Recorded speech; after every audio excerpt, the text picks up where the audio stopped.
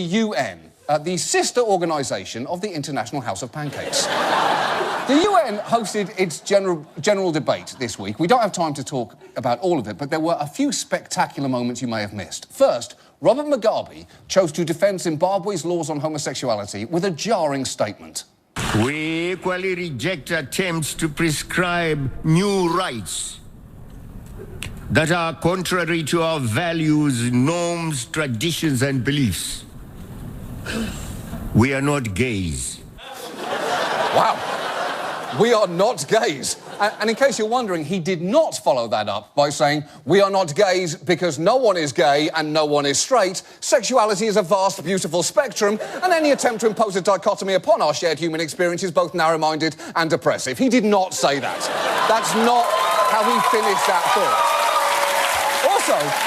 Also, Israel's Benjamin Netanyahu chose to criticise the Assembly for what he saw as its indifference to Israel by essentially engaging in a staring contest with the entire room.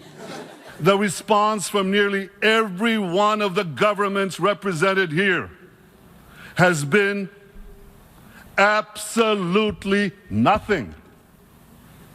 Utter silence. Deafening silence.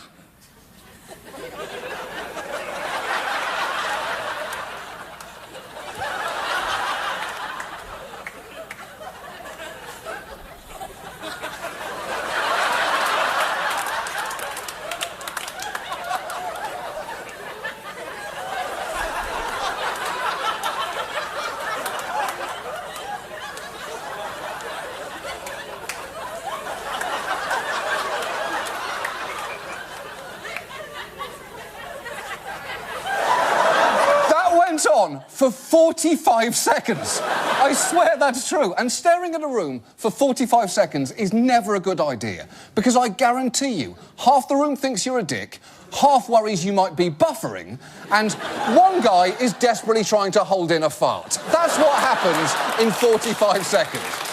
But perhaps the strangest moment of the week involved Belarusian dictator Alexander Lukashenko, who got people talking simply by how he used his +1. This happens to be the contingent from Belarus. Yes. Explain, who is this young chap? This young gentleman, it looks like the youngest son of the President Lukashenko, Alexander Lukashenko. Yes, Lukashenko brought his 11-year-old son to the UN. And why not? Kids love the General Assembly. It's like if everyone from the It's a Small World ride at Disney World came to life and hated each other.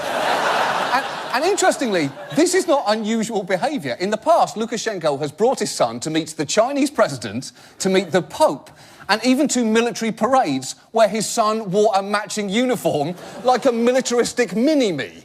And if you are thinking this could not look any more like the origin story of a Bond villain, you're wrong. Because here is a final photo of him showing the former Russian president his actual golden gun.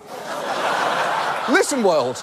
If we learned one thing from the UN this week, it's that we are going to need to find a way of paying the $1 trillion ransom that this kid is soon going to demand, or else he kills us all with his space laser.